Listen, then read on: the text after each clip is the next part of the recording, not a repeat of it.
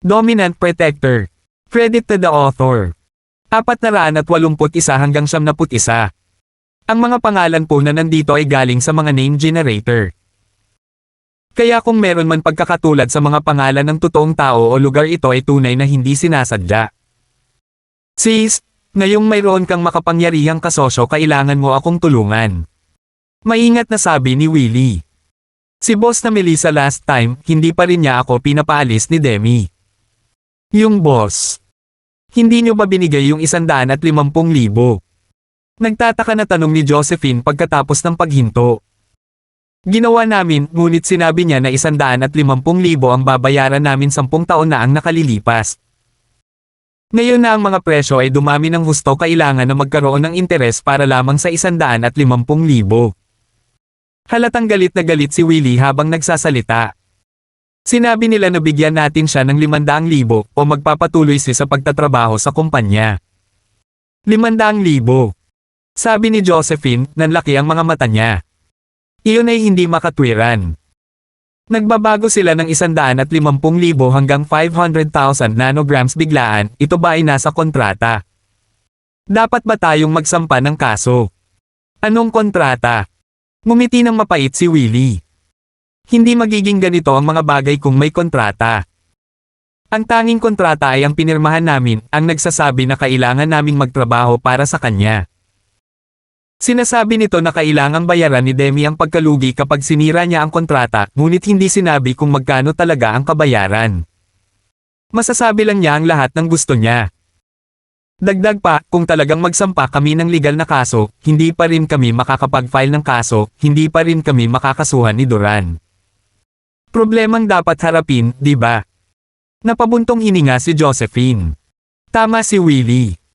Ang kanyang pamilya ay marginalized sa unang lugar. Siyempre hindi nila kayang labanan ang isang legal na labanan laban sa isang malaking boss.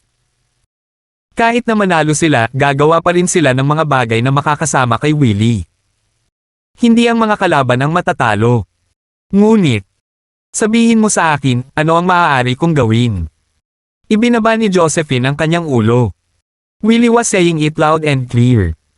Gusto niyang humiram siya ng pera kay Terence. Pero paano niya gagawin ang ganoong bagay ngayon? Terence, mayroon akong 500,000 mula kay Terence, ngunit hindi ba ito ang pera para sa ating bagong lugar? Hindi natin makukuha ang bahay restaurant kung ibibigay natin ito. Putol ni Mrs. Duran. Narito, subukan at tingnan kung maaari mong tanungin si Terence kung maaari niyang bigyan kami ng isa pang 500,000. Isa pang 500,000. Sa tingin mo ba siya ay isang puno ng pera? Biglang tumayo si Josephine, nagpanik. Isang puno ng pera. Siya ay mayaman, ang perang ito ay hindi gaanong halaga sa kanya, sabi ni Mrs. Duran habang nakatingin sa kanyang anak, medyo naiirita. Ngayong pinapayagan kang humingi ng pera sa kanya, kailangan mong gawin ito ng higit pa. Tiyak na papayag siya kung tatanungin mo. Oo nga sis. Please, I'm begging you. Tanging kuya-in-law lang ang makakatulong sa atin ngayon. Ano kaya ang mangyayari kay Demi kung hindi mo ito gagawin? Ayaw mo siyang makitang kainin, di ba? Tumango si Willie. Hindi niyo talaga naiintindihan. Ni hindi nyo nga alam kung ano ang nangyayari sa amin ni Terence, bakit lagi nyo akong pinipilit na humiram sa kanya? Bakit lagi nyo akong pinipilit? Galit na galit si Josephine na nagbabadyang bumagsak ang mga luha habang siya ay sumisigaw sa tuktok ng kanyang mga baga. Alam mo ba kung magkano na ang utang ko sa kanya? Paano ko ito ibabalik? Paano? Ako ang nanghiram ng pera, hindi kayong dalawa. Sa tingin mo, paano ko ito dapat bayaran?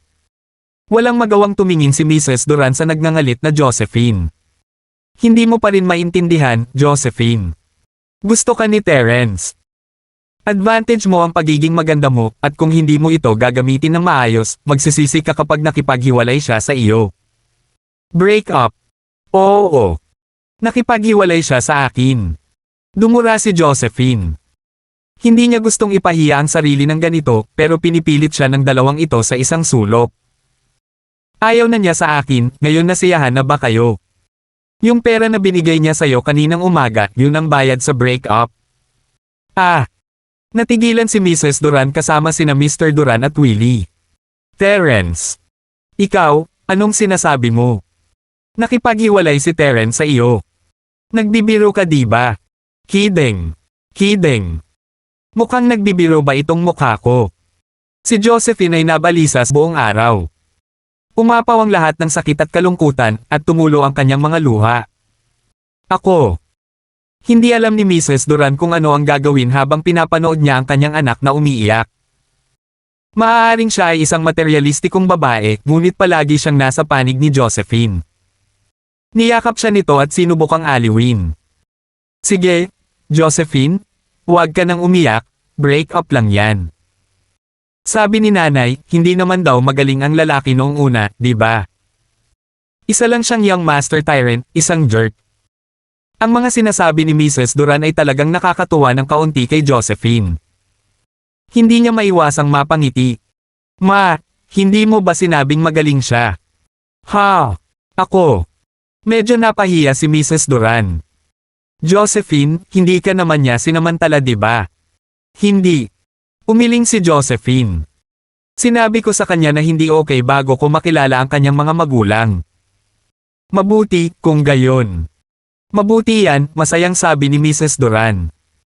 Kaya hindi ka pa rin nagagalaw, lahat ay mabuti kung gayon. Nakakuha pa kami ng 700,000 mula sa kabuuan, ito ay napakahusay.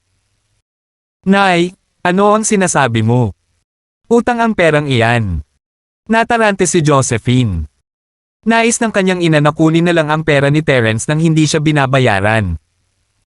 Hindi ako basta-basta makakautang sa kanya ng ganoon kalaking pera. Ano bang pinagsasasabi mo? Inilaglag ka niya, hindi ikaw ang nakipaghiwalay sa kanya. At saka break-up fee ang pera, syempre kami ang kukuha. Sabi ni Mrs. Duran, hindi natitinag. Si Willie naman ay naliligaw. Hindi niya inaasahan na si Terence ay makikipaghiwalay kay Josephine ng biglaan. Gusto rin niyang tulungan siya nitong humiram ng pera, ngunit ngayon. Sis, paano naman ako? Ibinaba ni Willie ang kanyang ulo, na balisa. Mukhang nawala ng pag-asa si Demi. Wey, huminahon ka. Kakanselahin ko ang mga plano para sa bahay restaurant. Papayagan kitang gamitin ang pera. Si Mrs. Duran ay isang materialistikong babae, ngunit hindi siya malamig ang loob. Napaka-generous pa rin niya pagdating sa pamilya. Hindi ko hahayaang magdusa kayo ni Demi, anuman ang mangyari. Eto, kunin mo itong pera at bayaran mo sila. Nay! Iniisip mo pa bang gamitin ang perang iyon? Sabi ko kay Terence ito, kailangan kong ibalik. Sabi ni Josephine, nagpapanik. Hindi ba't sinabi niya lang sa kanya na pera iyon ni Terence? Ano ba kasing iniisip niya? Break-up fee yan, syempre sayo. O gusto mong makitang ibenta ng kapatid mo ang kidney niya? Umirap si Mrs. Duran. We're being nice enough by not asking for more. Syempre hindi na natin ito ibabalik sa kanya. Ako. Nawala nang masabi si Josephine. Ito ay totoo. Kailangan niyang ibalik ang pera, ngunit hindi niya maaaring baliwalain ang sitwasyon ni Willie. Ano ang dapat niyang gawin? Kung malaya niyang tatanggapin ang perang ito, ano ang iisipin ni Terence? Malamang na mababa ang tingin niya sa kanya. Kutsain din siya ni Trixie dahil sa kanyang kasakiman. Sasabihin niya na siya ay isang gold digger na walang klase. Natagpuan ni Josephine ang sarili sa isang awkward na posisyon, hindi sigurado kung ano ang dapat niyang gawin. Josephine, bakit ka dummy? Pinaglaruan ka niya, normal lang nabigyan ka niya ng pera. Umirap si Mrs. Duran. Pinaglalaruan ako. Inay, ang iyong piniling mga salita. Namula si Josephine. 482. Hindi mahalaga sa alinmang paraan, hindi mo siya kailangan. Sabi ni Mrs. Duran sabay wave ng kamay. Sige, itago na natin ito at kalimutan na natin ito. Samahan natin si Willie sa boss niya sa 1 minuto lang. Hindi naisip ni Josephine na angkop na ginagamit nila ang perang ito, ngunit wala siyang magagawa. Ito ang nakuha nila sa pagiging malas. Ang lahat ay bumagsak lamang sa kanila ng sabay-sabay. Sis, cheer up. The jerk's blind. Don't worry, lalaki ako. Ibabalik ko ang perang ito sa iyo, pangako. Sabi ni Willie habang sinusubukang aliwin ang kapatid. Hindi ko gagawing mahirap para sa iyo. Okay. Tumanggaw si Josephine, bumuti ang pakiramdam. Hindi bababa sa Willie ay hindi ang uri ng tao na pipilitin siya na humiram ng pera. Ang alam ko lang ay sapat na iyon para sa kanya. Ang debit card ay nasa ilalim ng pangalan ni Josephine at kinakailangan para sa kanya na personal na naruroon kung mag-withdraw sila ng halagang kasing laki ng 500,000. Si Mrs. Duran, Josephine, Willie, at Demi ay pumunta sa isang 24 na oras na bangko, at pagkatapos mag-withdraw si Josephine, sumakay sila ng taxi at nagtungo sa kinaroroonan ng amo. Dito ba siya nakatira? Mukhang Randy. Bulalas ni Mrs. Duran habang nakatingin sa marangyang lugar na puno ng magagandang bahay at mga high-end na pasilidad. Hindi niya maiwasang makaramdam ng kaunting inggit. I wonder kung kailan tayo makakatira sa isang bahay na ganyan. Tita, nasa Lead Shore tayo. Isa ito sa pinakamataas na klaseng kapitbahayan sa lungsod, lahat ng tao dito ay mayaman. Isang bahay lang ang nagkakahalaga ng hanggang 10 milyon. Mas pamilyar si Willie sa lugar. Ilang beses na siyang nakapunta rito. 10 milyon. Napakamahal nito. Gulat na sabi ni Mrs. Duran bago bumaling sa kanyang anak na may simpatiya at panghihinayang sa kanyang mga mata. At akala ko nakahanap na si Josephine ng mabait at maimpluwensyang asawa. Akala ko ay makakitira kami ng tiyuhin mo sa mga ganitong lugar, ngunit imposible na iyon ngayon. Mom, ano bang sinasabi mo? Sumimangot si Josephine. Hindi ito isang bagay na gusto niyang ilabas. Mas gugustuhin niyang hindi marinig ang buong bagay. Titigil ako. Sabi ni Mrs. Duran. Ngunit hindi tumigil si Mrs. Duran. Nagsimula siyang mag-isip kung makakausap niya si Terence kung magkakaroon siya ng pagkakataon, tingnan kung maibabalik niya ang dalawa. Ang mga mayayamang young master tulad ni Terence ay kadalasang mayroon ng kapareha na inihanda para kanya ng kanyang pamilya. Bakit pa siya makikipaghiwalay kay Josephine ng walang dahilan? Dapat may dahilan. Si Mrs. Duran ay isang batikang babae at mas tumingin siya kaysa kay Josephine. Natural lang sa kanya ang maging mas madaya. Hindi niya alam ang tungkol kay Trixie, kaya pakiramdam niya ay may kung ano sa loob. Kaya naisip ni Mrs. Duran kung posibleng engaged na si Terence. Maaaring hindi niya kayang pakasalan ang kanyang anak, ngunit hindi ba niya ito maiuwi bilang isang may bahay?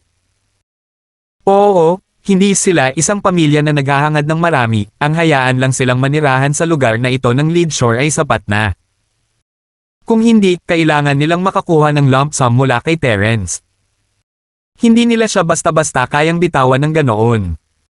Maaaring wala siyang ginawa sa kanyang anak, ngunit nasaktan niya ang damdamin nito. Si Josephine, sa kabilang banda, ay hindi alam ang mga bagay na binabalak ng kanyang ina. Siya ay medyo inosente pa rin, at hindi kayang isipin ang mga uri ng nakakahiyang kaisipan na tumatakbo sa isip ng kanyang ina. Magagalit siya kapag nalaman niya. Ngunit hindi masisisi ng isa ang kanyang ina sa kanyang pag-iisip. Sobra na talaga ang bahagi niya sa malamig at malupit na mundong ito.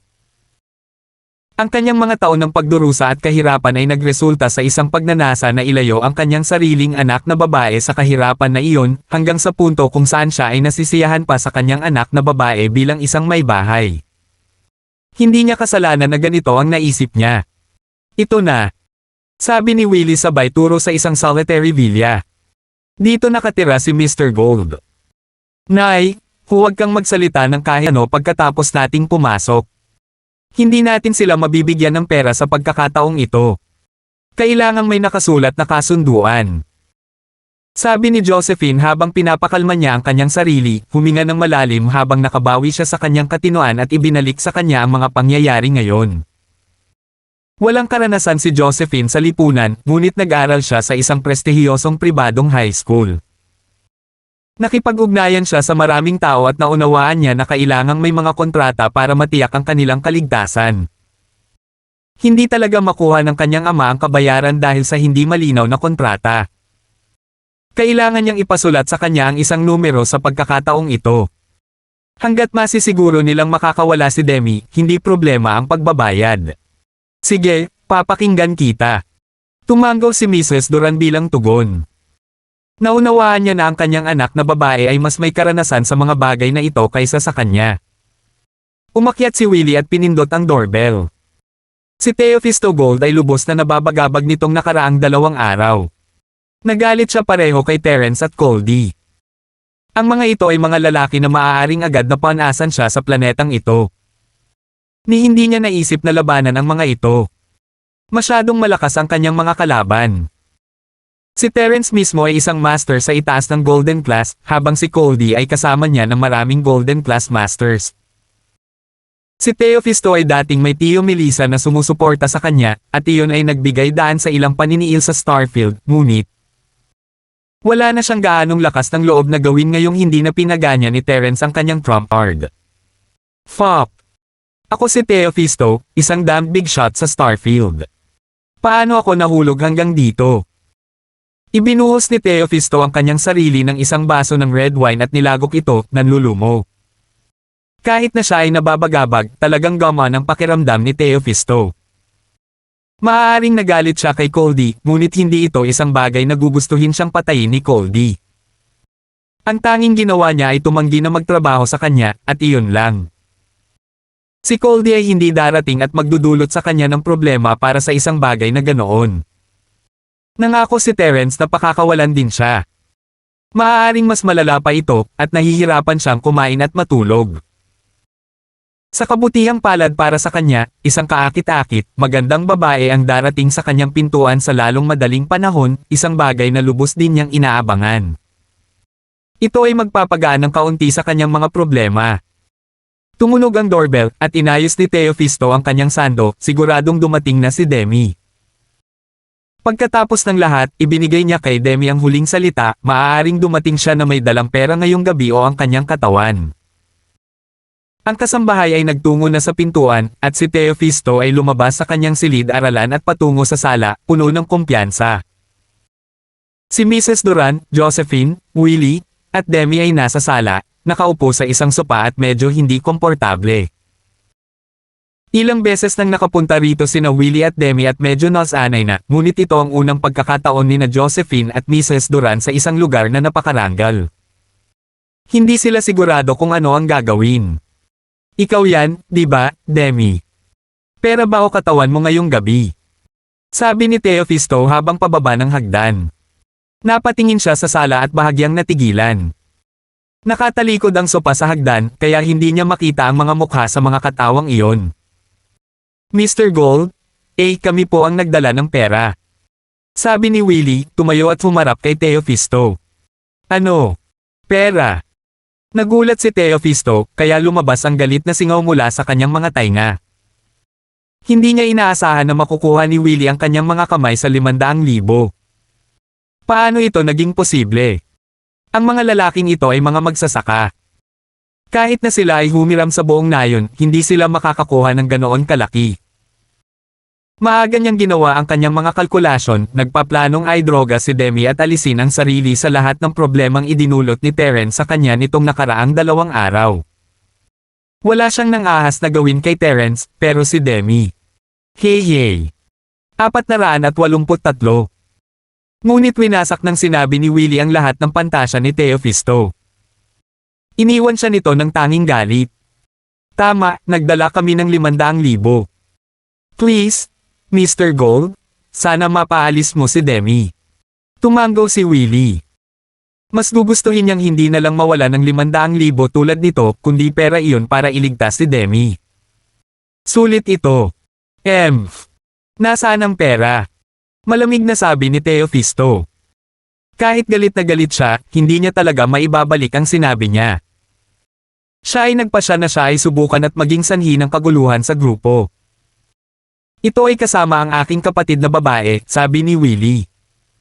Sis, pwede mo bang ipakita sa kanya ang pera? Natagpuan ni Josephine ang boses na napakapamilyar, at biglang napagtanto kung sino itong Mr. Gold matapos siyang kausapin ni Willie. Ito ang ama ni Rowan, si Teofisto. Ang pag-iisip na si Teofisto ay kasama nila ngayon ay nagpatigil kay Josephine sa kanyang landas.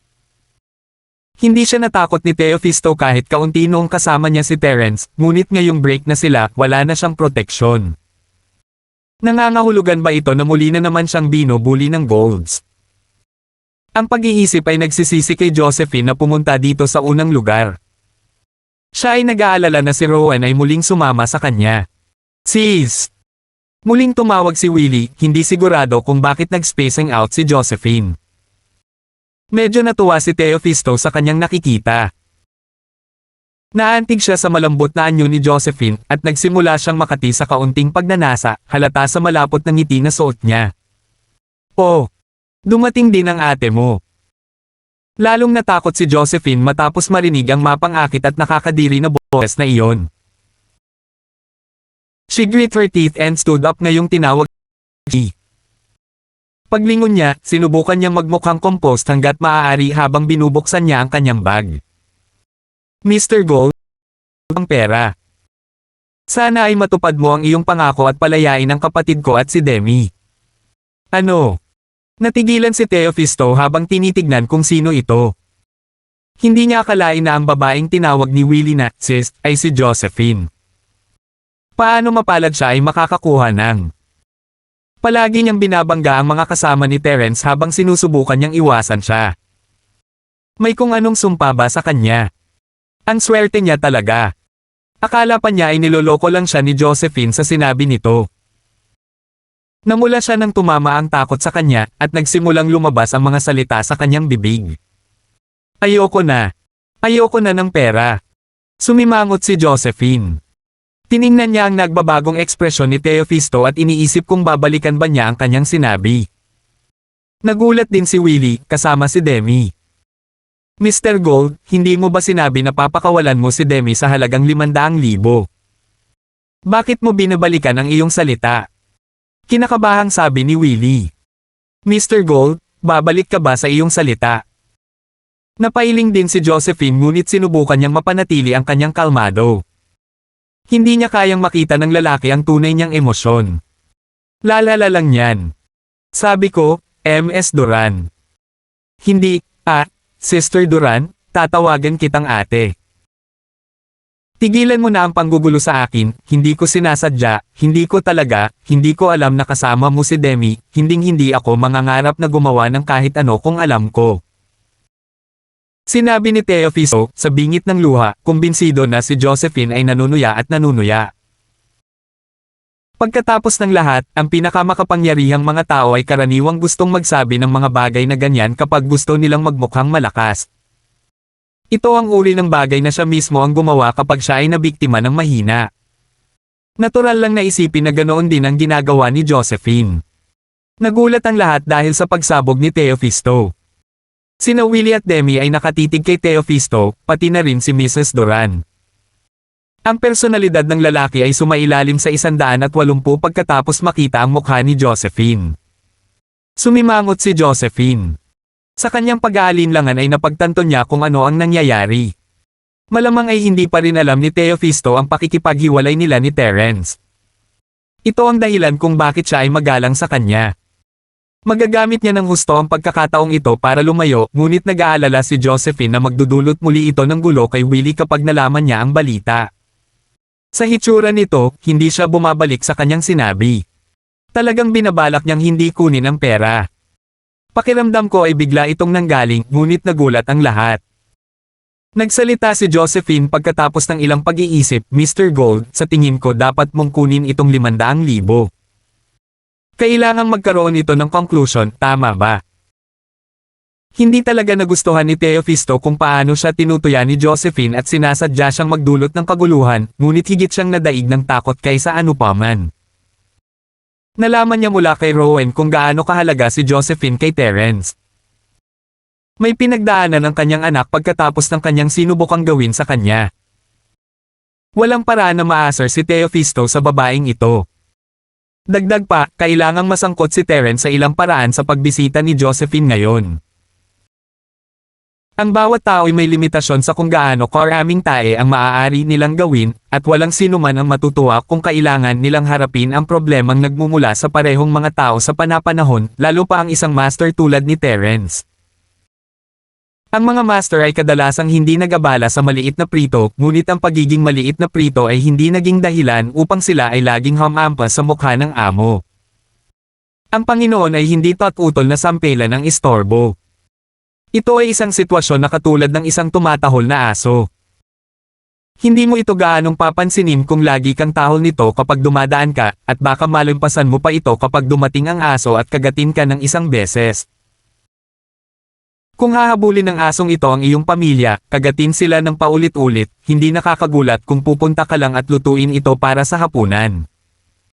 Pakiramdam ni Teofisto ay siya ang asong iyon.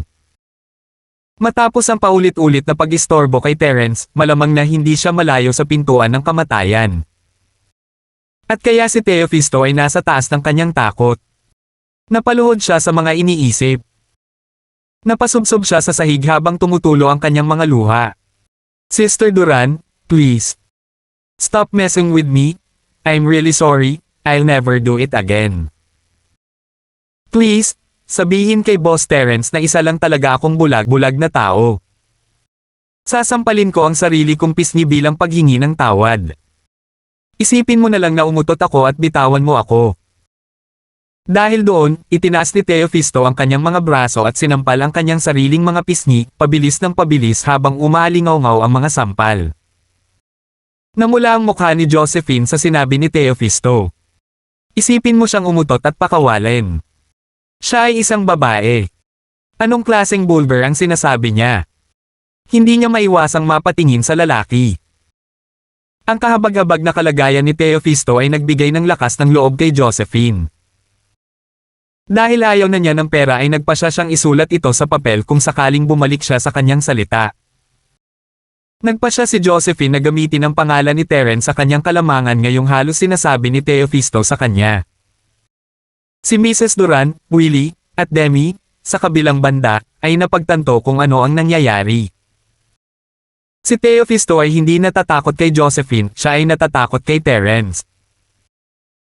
Hindi nila alam kung bakit siya takot na takot sa kanya, ngunit mula sa kung paano siya lumuhad at sinasampal ang sarili niyang mukha, maliwanag na ito ay isang traumatikong takot para sa kanya. 484. Ang nakakaramdam ng matinding epekto ay sina Willie at Demi. Takot na takot silang dalawa kay Teofisto, ngunit ang lalaking kinatatakutan nila ay higit na takot kay Terence kaysa sa kanya. Nagpadala ito ng dugo ni Willie nang makitang ang huling bagay na inaalala ni Teofisto ay ang kanyang pagmamataas. Ang gusto lang niya ay mapasaya si Josephine. Maiisip lang ni Willie kung paano kung hindi naghiwalay sina Terence at Josephine kung magkasama pa sila. Maaari niyang gamitin ang makapangyarihang pangalan ng kanyang bayaw kung kailangan niya ito. Bakit siya nakipaghiwalay sa kapatid niya? Anong bahagi ng Josephine ang hindi niya nagustuhan? Maganda siya na may magandang ugali, isa siya sa 1,000,000. Bulag ba si Terence? Ngunit naunawaan din ni Willie na kung talagang ganito kalakas si Terence, hindi siya magkukulang ng mga babae. Ang bentahe ng kanyang kapatid na babae sa buhay ay hindi na gaanong kalamangan. Si Mrs. Duran ay nabalisa rin, puno ng panghihinayang. Napakabuti kung hindi kailanman nakipaghiwalay si Terence kay Josephine. Big shot siya para sa isang manugang.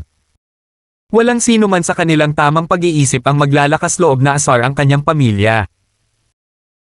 Ang isang malaking boss tulad ni Teofisto ay sinasampal ang kanyang sariling mukha ngayon sa pagbanggit ng pangalan ni Terence kung gaano kapanabik iyon. Nilinaw ng aking manugang na kapag pinaghirapan mo pa ang aking pamangkin ay tuturuan kanya ng leksyon. Sabi ni Mrs. Duran sabay kamot sa kanyang balakang. Kumawala lang ang mga salita. Tinitigan ni Josephine ang kanyang ina, walang imek. Manugang. Wala na sa mga iyon ang nangyari. Ngunit hindi siya itinuwid. Hindi naman nila maipapaalam ito kay Teofisto. At kaya hinayaan niya ang kanyang ina na magpatuloy sa paggawa ng matapang na pag-angkin. Siyempre. Mabilis na sabi ni Teofisto. Tita, pasensya na po. Hindi ko po alam kung sino kayo. Iingatan ko po ang sarili ko, hindi na po ako gagawa ng gulo. Paano ang 150,000 na ibinigay namin sa iyo noong nakaraan? Tumango si Mrs. Duran, talagang nasa sabik at puno ng pakiramdam ng tagumpay. Si Teofisto ay medyo may edad na, malamang na mas matanda sa kanya, at heto, tinatawag siyang tiyahin at ginagawa siyang nakatatanda.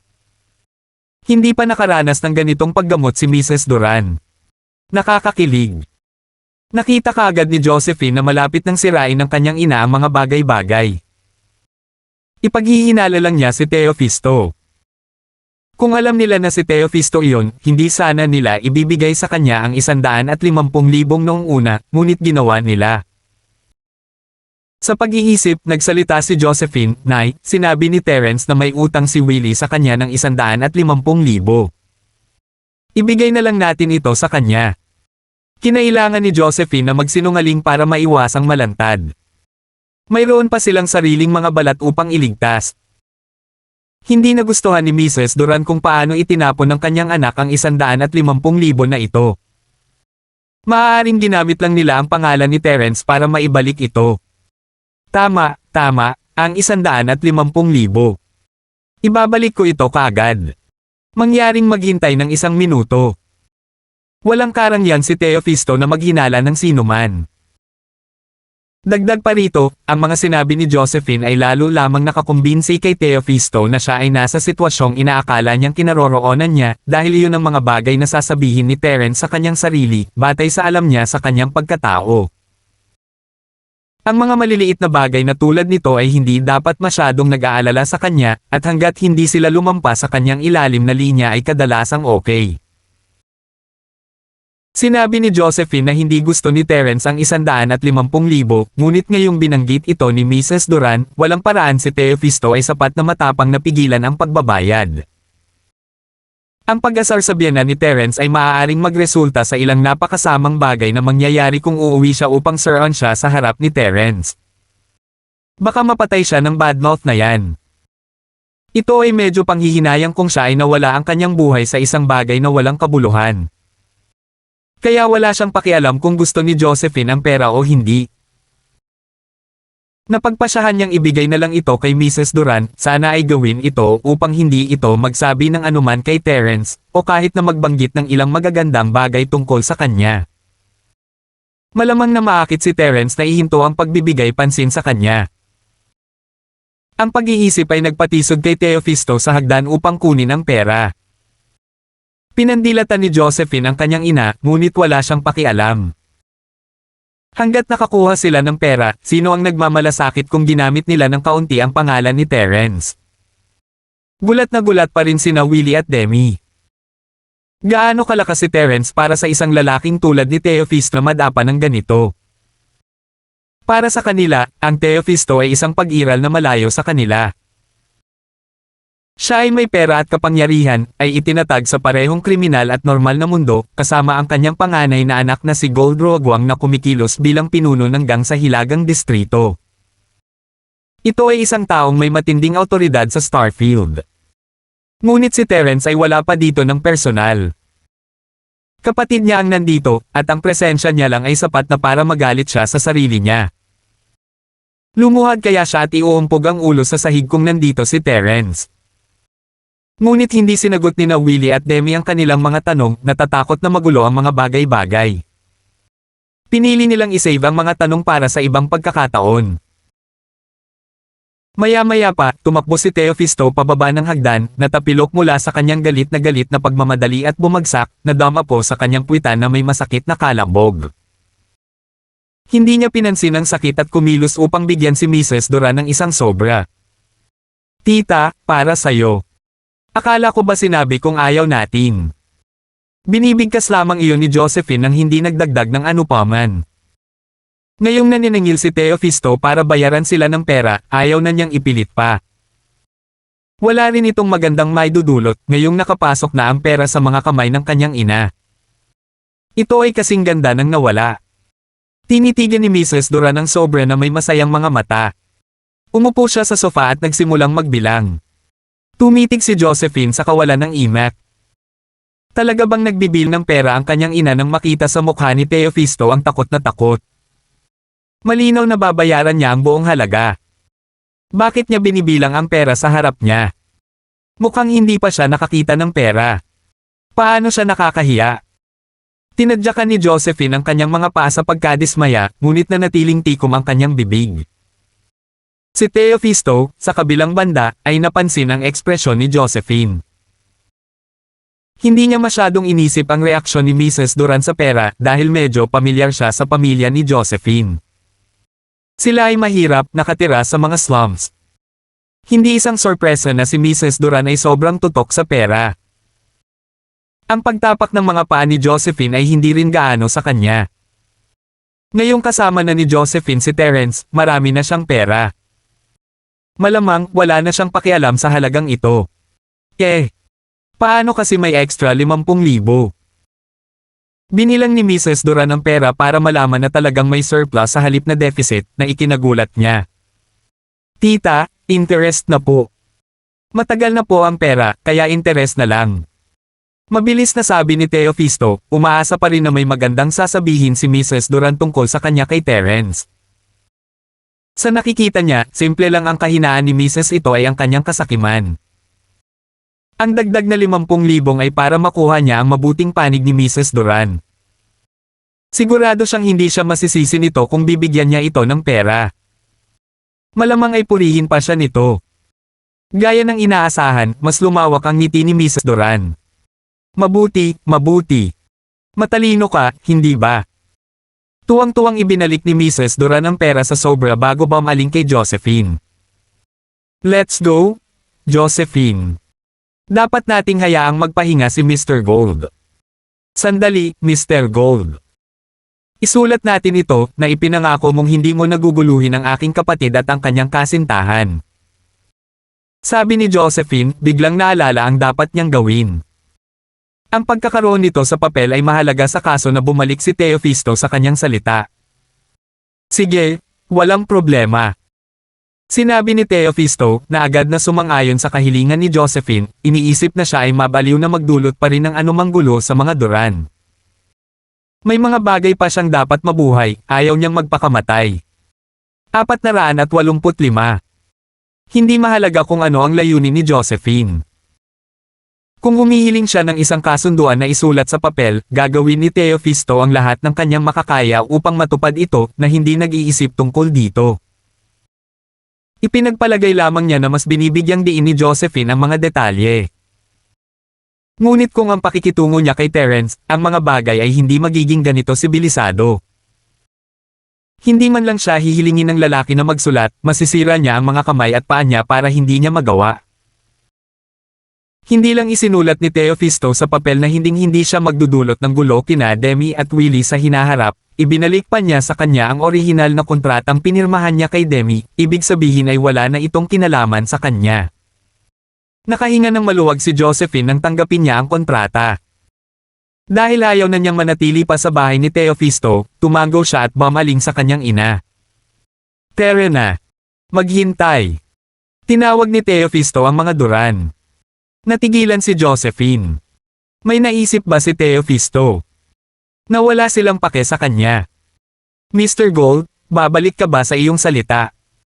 Lumingon si Josephine at ginawa ang kanyang boses bilang tinak hanggat maaari. Namutla si Mrs. Duran, Willie, at Demi, na nakatalikod pa rin kay Teofisto nang hindi lumingon, buti na lang. Hindi, mali ang pagkakaintindi mo, Sister Duran. Si Teofisto ay binigyan ng takot habang ipinaliwanag niya ang kanyang sarili. Gusto ko lang ihatid ka ng tsuper ko pa uwi. Gabi na talaga at hindi ligtas, lalo na kapag may dalang pera ka. Hindi kasalanan ni Teofisto ang pagiging busybody. Wala lang siyang choice. Talagang totoo na hindi ligtas para sa mga Duran na lumabas sa gabi na may kabuoang $700,000 kasama ang $200,000 na ibinalik niya sa kanila. Kung may nangyari sa kanila na tulad ng pagnanakaw, ganap na maiinis si Teofisto kung iisipin ni Terence na siya ang may pananagutan sa pagpapadala ng mga magnanakaw. Kaya wala siyang choice kundi patunayan ang kanyang pagiging inosente. Hindi siya makakapagpahinga ng maluwag maliban kung siya mismo ang nakakita sa kanila na nakauwi ng ligtas. I see, that works, sabi ni Mrs. Duran, sumasang-ayon medyo hindi ligtas para sa kanila ngayong hiteng gabi. Mabilis na nakipag-ugnayan si Teofisto sa kanyang tsuper pagkatapos pumayag si Mrs. Duran na sinabihan siyang itaboy ang kumpanyang SUV. Pagkatapos ay isinuot niya ang kanyang jacket, naghahanda na makita ang tahanan ng mga Duran. Mr. Gold, magpahinga ka na. Mag-isa lang kaming magiging maayos. Ayaw ni Josephine na sumunod si Teofisto. Masama kung may mapansin siya. Paano kung makita ka ni Terence at magalit muli? Ano? Napatalon sa takot si Teofisto sa sinabi ni Josephine. Ngayong napag-isip-isip niya ito, mukhang ganoon talaga. Hahayaan ni Terence na dumausdas ang buong bagay pagkatapos ng ilang araw kung hindi niya ito nakita, ngunit maaari niya itong bugbugin kapag nakita niya ito. Mabilis na nagpasalamat si Teofisto kay Josephine. Salamat, Sister Duran. I was being illogical, humihingi ako ng paumanhin. Kung ganoon nga, ihahatid na lang kita sa pintuan. Gusto ko talagang makita ka pauwi, ngunit ito ay masyadong mapanganib para sa akin. Si Mrs. Duran, Willie, at Demi ay nakahinga ng maluwag, habang si Mrs. Duran ay biglang lumingon, sobrang kumpiyansa. Ayos lang. Hindi ka naman matapang diba? Sasabihin ko sa manugang ko na iwan ka. Nako. Salamat, tita, salamat. Sabi ni Teofisto na tuwang-tuwa. Ito na ang hinihintay niya. Ilang sandali pa ay dumating na ang tsuper ni Teofisto. Binigyan niya siya ng 2 tagubin na sinasabi sa kanya na tretuhin ang mga Duran ng may higit na paggalang kaysa sa pagtrato niya kay Teofisto mismo bago siya hayaang ihatid sila pauwi, gamaan ang loob. Responsable ang tsuper ni Teofisto na nagpas siyang hayaan ang chassis ng kotse na kumamaw sa maruming kalsada hanggat naiuwi niya ng ligtas ang tanks. Bumalik siya pagkatapos matiyak na natapos niya ang kanyang tungkulin. Ang tanks naman ay napabuntong hininga pagkapasok sa bahay. Ang pagtatanghal na kanilang ginawa ay matagumpay, at ang pinakamasaya ay walang iba kundi si Mrs. Duran. Hindi lang nila kailangang magbayad, nakakuha pa sila ng 200,000. Ito ay isang regalo mula sa Diyos. Nay, ano ang iniisip mo? Wala akong kinalaman kay Terence ngayon, bakit mo sinabi sa kanya na siya ang iyong manugang? Pinahihirapan mo lang ako. Sabi ni Josephine, medyo nahihiya at awkward sa buong bagay. Hindi niya gustong itapon ang kaunting natitira sa kanyang pagpapahalaga sa sarili sa pamamagitan ng paggamit ng pangalan ni Terence para sa kanyang sariling kapakanan. Hindi na siya gusto ng lalaki, at mas nakakahiya kung tumakbo siya sa paligid gamit ang kanyang pangalan, hindi ba? Medyo napahiya si Josephine. So ano? Hindi gaanong ibinahagi ni Mrs. Duran ang mga alalahanin ni Josephine. Hindi pa rin alam ni Mr. Gold na iyon. Siya nga pala, Josephine, posible pa ba ang mga bagay sa pagitan ninyo ni Terence? Bakit kanya iniwan? Sambit ni Josephine, nahihiya at hindi gaanong gustong magsalita tungkol kay Terence, lalo na nang nakatayo doon sina Willie at Demi na nanunood. Hindi niya kayang gawin ang sarili niya. Medyo na-curious si Willie sa kanyang sarili kung bakit nakipaghiwalay si Terence kay Josephine. Nais niyang magkabalikan sila, at nagpa siya na manatili at makinig.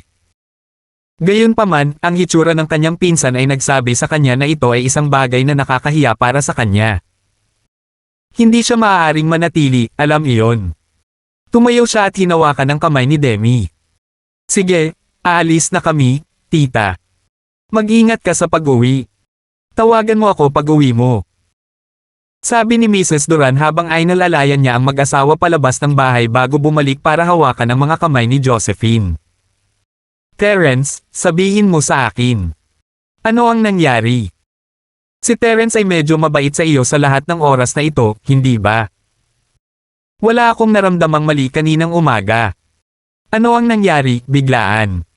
Nay! May girlfriend siya. Lumipat siya sa ating paaralan at nakaupo sa tabi niya, kahit na. Sabi ni Josephine na namumula ang mukha, nagalit habang pinipilit siya ng kanyang ina ng mga tanong. Nay, bakit niya ako pinasama kung may girlfriend na siya? Nawala ng lakas si Josephine sa harap ng kanyang ina. Humiga siya sa kondanggen ng kanyang ina at nagsimulang umiyak. Huwag kang umiyak, Josephine, bumantong hininga si Mrs. Duran. Ito ay malapit sa kung ano ang kanyang inaasahan. Hindi dahil ayaw na ni Terence sa kanyang anak. Ang opisyal na kasintahan ay kinasuhan at pinilit si Terence na makipaghiwalay kay Josephine. Ma, ano pong problema niya? Bakit po siya pumunta sa akin kapag may girlfriend siya, nakakahiya naman? Paano ako mabubuhay ng ganito? Sabi ni Josephine na lalong nagalit sa pangalawa. Josephine. Bumantong hininga si Mrs. Duran. Kasalanan ko ang lahat, kasalanan ko ang pagiging mahirap. Kung kami ay isang mayamang pamilya, hindi magagawang makipaghiwalay ni Terence sa iyo. Itong girlfriend niya, galing siya sa isang mayamang pamilya, di ba? Malamang ang asawang iyon na itinayo ng pamilya ni Terence para sa kanya. Oo, nagmamaneho siya ng sports car papunta sa paaralan. Tumango si Josephine, hindi nagsisinungaling. Nakikita mo. Bakit bigla na lang makikipaghiwalay si Terence sa iyo nang wala sa oras? Sabi ni Mrs. Duran habang hinahaplos ang ulo ng kanyang anak at nayuyugyog ang sarili. Kinausap ka ba ng girlfriend niya? Oo, ginawa niya. Lalong nagalit si Josephine nang madala si Trixie. Sinabi niya na hindi ko alam ang aking mga hangganan at na gusto niyang hayaan akong maging mistress. Sabi niya ay ayaw niya akong bigyan ng posisyon na iyon dahil gusto kong kunin si Terence para sa sarili ko. Sino ba ang gustong maging mistress? 486. Hanem. Nagningning ang mga mata ni Mrs. Duran habang nakikinig sa kanyang anak. Ano iyon, Josephine? Walang pakialam ang kasintahan ni Terence na ikaw ang maging mistress. Kumurap si Josephine bago napagtanto ang sinasabi ng kanyang ina. Nagsalubong ang kilay niya. Nay, hindi mo naman iniisip na pabayaan akong maging mistress, di ba? Kung oo, huwag mo nang isipin iyon. Walang paraan na gagawin ko ang isang bagay na nakakahiya. Ayaw na talagang magsalita ni Mrs. Duran pagkatapos ng pagpapakita ng testamento na iyon. Tinapik niya ang balikat ni Josephine.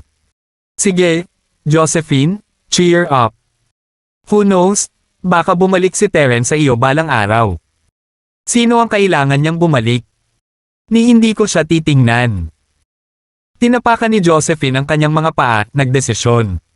Mag-aaral ako. Masyado akong tanga at nagtiwala sa kanya. Hindi na mauulit. Dahil dyan, tumakbo si Josephine sa kanyang silid, mas gamaan ang pakiramdam pagkatapos ipaalam iyon sa kanyang ina. Hindi siya nakaramdam ng pagka-reject at pressure. Tiningnan ni Mrs. Duran ang kanyang anak na tumakbo bago umiling sa panghihinayang, bumantong hininga sa sarili. Josephine, hindi mo pa alam kung gaano kahirap ang buhay. Malalaman mo kung gaano kahirap ang walang pera kapag kaedad mo ako. Naalala niya lahat ng mga kaklase niya na hindi kasing ganda niya noong bata pa sila. Ngunit nasa mayayamang pamilya sila ngayon, lahat ay nag-aalaga sa kanilang balat at mukha. Siya, sa kabilang banda, nawala ang kanyang kagandahan sa paaralan sa paglipas ng panahon. Nagkagusto ang kanyang anak na babae sa isang lalaki na may gusto rin sa kanya. Kahit na hindi siya ang pangunahing babae, walang kahihiyan doon. May isang kaklase niya na nakilala niya sa isang reunion na nakipagdiborsyo at naging jowa ng isang malaking CEO, palaging nagpapakita sa lahat. Walang tumingin sa kanya ng masama. Talagang naiinggit sila sa kanya, kahit na naranasan kung ano ito sa loob ng kanyang BMW bago siya umalis. Hinahatulan ka ng mga tao batay sa iyong kayamanan, isang katotohanan tungkol sa kawalan ng pag-asa ng lipunan, isang katotohanang hindi gustong marinig ng mga tao. Si Trixie ay dumaan sa pagkuha ng dugo ng manhid bago kumuha ng CT scan. Ito ay isang baterya ng mga pagsubok at pagsusuri, katulad ng dati. Ang resulta ay palaging magiging pareho. Humikab si Trixie habang nakahiga sa hospital bed na inip na mamatay. Pumasok si Thomas at tumingin sa kanyang anak. Ano ang gusto mong kainin ngayong gabi, Trixie? Ihahatid na kita, nagpahinga ako ng 2 araw. Pwede tayong magkasama. Ayos lang, may trabaho ka pa. Umiling si Trixie habang nakatitig sa mga sasakyan sa labas ng bintana, walang pakialam ang kanyang tono. Lumabas na ba ang mga resulta? Kailan ako makakaalis? Tinanong lamang ni Trixie kung lumabas na ang mga resulta at kung maaari na siyang umalis. Malinaw na matagal na siyang nawala ng pag-asa na gumaling. Ang gusto lang niya ngayon ay matapos ang lahat para makaalis na siya. Nanatili sana siya sa ospital kung ito ay magagamot. Hindi pa, pero eksperto si Dr. Zing sa mga mamanang sakit. Dapat alam niya kung ano ang gagawin. Pangaliw ni Thomas. Hindi mo kailangang subukan at pagalingin ang pakiramdam ko. Kahit na ang unang henerasyong himalang doktor na si Dongfang ay walang magawa sa sakit ni nanay. Paano ako dapat ayusin ng ibang mga doktor? Nakangiting sabi ni Trixie. Nawawala na siya ng pag-asa, nais lamang niyang magawa ang mga bagay na gusto niya nang walang pagpipigil sa mga huling yugto ng kanyang buhay upang mamatay siya ng walang pagsisisi. Sinabi ni Miracle Dr. Linford na kaya kanyang pagalingin. May mga pangyayari lang na hindi pa natutupad, walang magawang sabi ni Thomas. Sinabi ni Miracle Dr. Linford na kapag 5 taon, maaari siyang makahanap ng lunas, ngunit ang iyong ina ay hindi makapaghintay ng 5 taon. Hindi ba siya gumagawa ng mga dahilan para sa kanyang kawalan ng kakayahan? Tumango si Trixie. Sino ang nakakaalam kung kaya niya talaga akong pagalingin o hindi? Marahil ay nag-aalala siya sa kanyang reputasyon. Hindi iyan. Patuloy na sinaliksik ni Miracle Dr. Linford ang espesyal na komposisyon ng dugo ng iyong ina pagkatapos ng kanyang kamatayan. Kaya lang nahiwalay siya pagkatapos ng huli nating pagkikita, sabi ni Thomas na walang magawa. Oo, nagtago siya dahil hindi niya siya mapagaling. Hindi siya masyadong pinapansin ni Trixie. Ganyan talaga ang mga miracle doctors. That stupid miracle doctor kang also. Anong ginawa niya? Gumawa lang siya ng gamot na golden creation. Ano pa ba ang alam niya? Miracle doctor. What a joke. Bata ka pa, hindi mo alam kung anong uri ng tao si Miracle Dr. Linford. Siya ay isang taong may determinasyon. Inilagay niya ang kanyang sarili sa panganib sa pamamagitan ng paglabas at paggawa ng nag-iisang pananaliksik sa lason. Hindi napigilan ni Thomas na pagalitan ng kanyang anak, ngunit naglagay siya ng tono ng pag-lecture. Hindi mo siya maaaring igalang. Fine, fine. Ikinaway ni Trixie ang kanyang kamay. Kung mayroon siyang determinasyon, paano siya nagtatago? Ang sakit ng nanay mo ay hindi laro ng bata, ito ay talagang malubhang sakit. Ngumiti ng mapait si Thomas. Sinubukan kong makipag-ugnayan sa kanya kamakailan, ngunit hindi ko siya mahawakan. Si Captain Yang, ang taong nagdala sa akin sa isang misyon noong taong iyon, ay may kinalaman kay Miracle Dr. Linford, ngunit nagtago rin siya. Bakit mo ako dinala dito para sa check-up kung alam mo kung gaano ito kahirap? Kumunat ang noo ni Trixie. Mayroon pang ilang araw para sa mga pagsusulit. Ililibot kita sa Iron Lake saglit, makalanghap ng sariwang hangin, sabi ni Thomas, iniiwasan ang tanong. Natural, naintindihan din niya na wala masyadong pag-asa sa mga check-up sa pagkakataong ito, ngunit ito ay mas mahusay kaysa sa wala. Okay, tahimik na sabi ni Trixie, hindi nagsasabi ng oo o hindi, halatang hindi masyadong interesado. May nagbigay sa akin ng ilang tiket sa isang auction. Interesado ka ba? Sabi ni Thomas, naalala ang auction ni York. Nakatanggap din siya ng imbitasyon. Ang dibisyon ni Thomas ay ang Secret Investigation Department, isang secretive special ops team.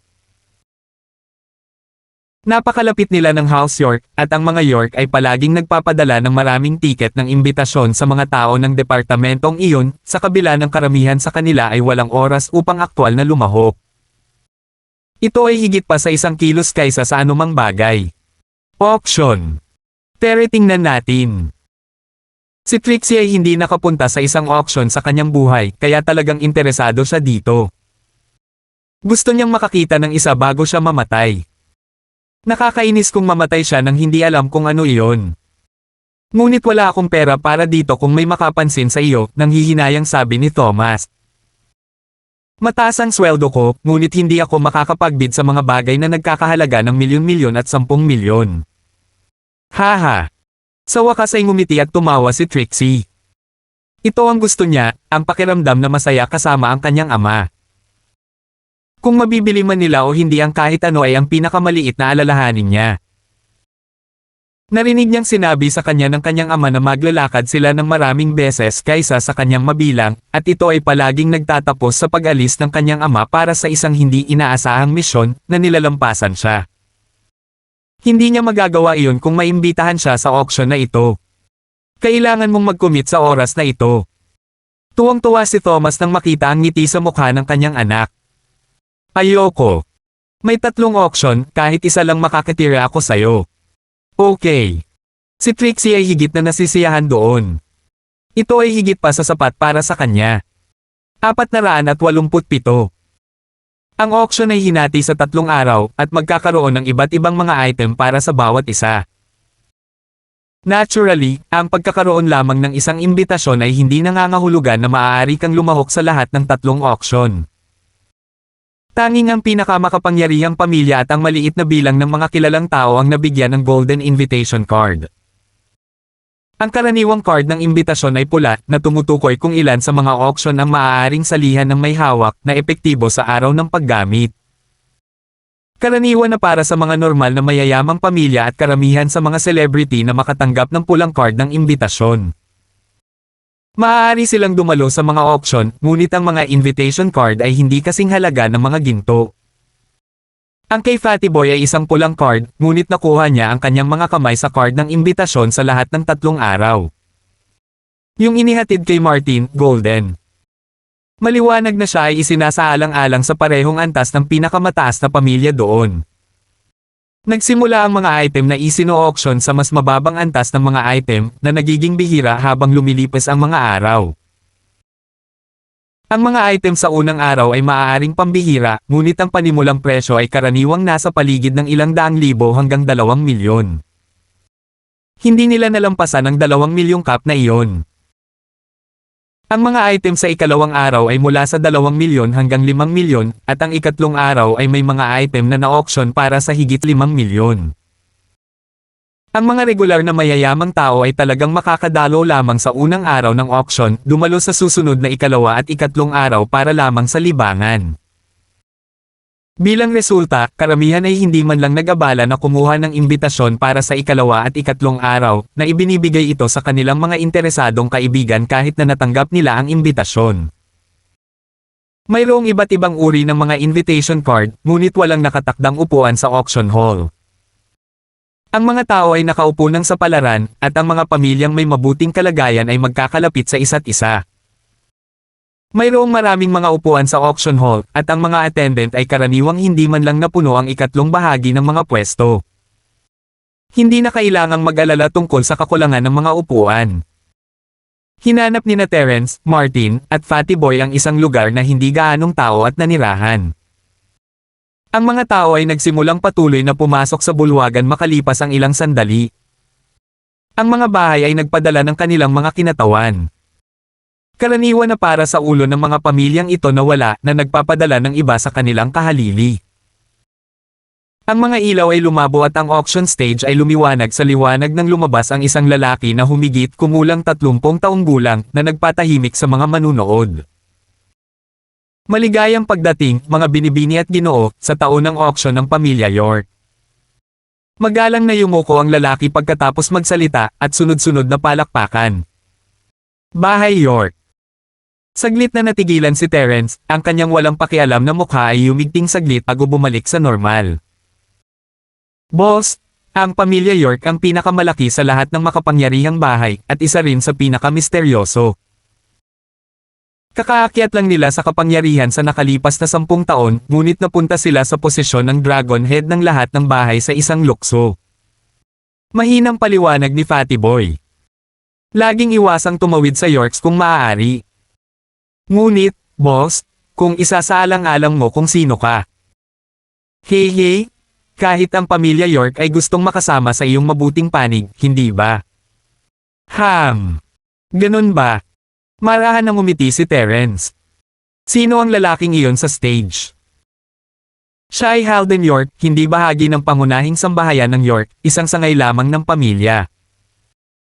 Ngunit kahit na ganoon, siya ay isang taong tagalabas na gustong masiyahan, dahil siya ang taong namamahala sa York auction ng mag-isa sa labas, sabi ni Fatty Boy. Bumantong hininga si Terence bago tumango, may ngiti sa kanyang mukha. Hulaan mo walang gaanong pagkakataon na makilala sila. Oo, ang pamilya York ay isang talagang misteryosong grupo. Walang nakakaalam kung ano ang kanilang ginagawa, ngunit sila ay nasasangkot sa maraming negosyo. Ang mga taong pinapadala nila ay hindi kailanman bahagi ng pangunahing pamilya ng York. Napailing si Fatty Boy, nakangiti. Patuloy tayong manood ng auction. Inilabas talaga nila ang ating Peel of Life Extension at Toxin Cleansing sa unang araw, mga bulag na tanga. Ang pag-iisip lang tungkol sa panimulang presyo ng peel na 1 milyong ay asar na si Fatty Boy. 1 milyon para sa isang kayamanan na tulad nito. Anong rip-off? Ha, okay lang. Umiling si Terence. Ang 1 milyong dolyar na panimulang presyo ay lumampas sa aking inaasahan. Hindi pa ito napatunayan o kinikilala pagkatapos ng lahat. Kailangan mong subukan ito bago malaman ang mga epekto. Totoo iyon. Tumigil si Fatty Boy sa pag-iisip tungkol sa problema matapos marinig ang sinabi ni Terence. Siya nga pala boss, sabihin mo lang sa akin kung may nakakapansin sa iyo. Tutulungan kitang sunggaban. Sige, sabi ni Terence, tinanggap ang alok. Baka may gusto talaga siya sa auction na ito. Mayroong kahit isang bagay na kailangang kunin ni Terence. Nakita niya ang katalog para sa auction. Ang ikatlong bagay ay isang gutay-gutay na balumbon ng balat ng kambing, isang lumang mapa. Natural, makikita ito ng mga normal na tao bilang ilang sinaunang mapa, isang anti-gong bagay na walang halaga maliban sa kaakit-akit na kakaiba nito. Ang problema ay ang mapa ay malinaw na isang maliit na bahagi lamang ng mapa, hindi ang kumpletong isa. Sa madaling salita, ito ay parehong walang silbi para sa pagkolekta at walang praktikal na halaga. Si Terence ay talagang walang interes sa basurahan kung hindi dahil sa piraso ng mapa na nakita niya sa tiyan ng Peyton. Ngunit mula sa larawan sa katalog, masasabi ni Terence na ito ay ang parehong mapa mula sa isa na nakita niya sa mga tuntunin ng material, pagkakayari, at maging ang mga stroke. Natural, nakuha nito ang kanyang interes. Ipaglalaban ba ng mga tao ang isang bagay na tulad nito mamaya? Hindi gaanong alam ni Terence ang tungkol sa mga auction o kung ano ang hinihiling ng mga tao. Nagpasya siyang ipakita kay Fatty Boy ang larawan. Nanlaki ang mga mata ni Fatty Boy habang nakatingin sa itinuturo ni Terence. Hindi pwede, boss, gusto mo ba iyon? Bakit, anong problema? Kumunat ang noo ni Terence, hindi maintindihan ang ibig sabihin ni Fatty Boy. Pakiramdam ni Fatty Boy ay nag-overreact din siya. Mabilis at awkward na humingi siya ng tawad. Boss, sa auction na ito, mas maaga ang isang bagay na inilabas ay mas maliit ang halaga nito, at ang mga hindi gaanong interesadong partido ay naruroon. Siyempre, posible na mayroong isang underdog item, ngunit sa totoo lang hindi ko talaga nakikita ang halaga ng maliit na bagay na iyon. Ha, tulungan mo akong makuha ito, sabi ni Terence, nakahinga ng maluwag. Magiging problema kung ipaglalaban ito ng mga tao. Ang panimulang presyo ng item ay 100,000 at mula sa sinabi ni Fatty Boy, hindi talaga ito sikat na item. Ang unang item ay isang kompletong virgin jade na hindi pa nalilok noon, isang item na magiging bituin sa anumang iba pang normal na auction. Ngunit ang mga item dito ay nasa ibang antas mula sa mga normal na auction. Maliwanag, ang mga nangungunang pamilya at mga bilyonaryo ay walang pakialam sa isang bagay na tulad nito. Ang isang jade na may panimulang halaga na 1 milyong ay kinuha ng isang CEO na may pulang card ng imbitasyon, at binili ang item sa 1,200,000. Hindi ito partikular na kawili-wili o kapana-panabik. Ang pangalawang item ay isang item na may panimulang presyo na 100,000, isang date sa isang celebrity na nag-auction ng date invitation, isang small-time celebrity. Ang sino mang bumili ng item ay maaaring makipag-date sa celebrity. 488. Ang isang bagay na tulad nito ay magkakaroon ng lubos na epekto sa isang regular na auction, ngunit ang mayayaman sa partikular na ito ay maliwanag na hindi interesado sa item. Napunta ito sa mga kamay ng isang normal na negosyante na may pulang card ng imbitasyon, na gumastos ng mas mababa sa 150,000 para sa pagbili. Ang pangatlong item ay ang labi ng mapa na tinitingnan ni Terence. Ito ay may batayang presyo na 150,000 at isang maikling katahimikan ang naganap sa auction room habang ipinakita ng auctioneer ang item. Ang paglalarawan ng mapa sa katalog ay krudo at simple, ang larawan ay nagbigay ng malabo at hindi malinaw din. Walang nakaintindi kung para saan ito. Antigo ba ito? Walang katumbas na testimonial na kasama nito, at hindi nila alam kung anong taon ito ginawa. Kung hindi ito antik, ano lang ang silbi ng kapirasong papel na iyon? Wala itong pinagkaiba sa uri ng mga iginuhit ng kamay na mapa na gagawin ng mga sinaunang tribo, at hindi pa ito kumpletong piraso. Ang ganitong uri ng bagay ay walang materyalistiko o praktikal na halaga. Ang paglalagay nito sa isang anti-gang pamilihan para sa mga hindi gaanong marunong sa larangan ay mas gagana. Ang paglalagay nito sa isang auction hall na tulad nito ay tila wala sa lugar. Ngunit palaging may kakaiba at wala sa lugar na mga item sa auction. Sila ay bihira, ngunit nangyari ito ng ilang beses bawat taon. Sa totoo lang, kahit ang auctioneer ay walang ideya kung ano ang fragment ng mapa na ito. Hindi niya talaga ipinakilala ang item, binabasa lamang ang paglalarawan mula sa katalog at inilalarawan ito bilang isang kakaibang mapa ng balat ng kambing na posibleng humantong sa isang mahusay na kayamanan.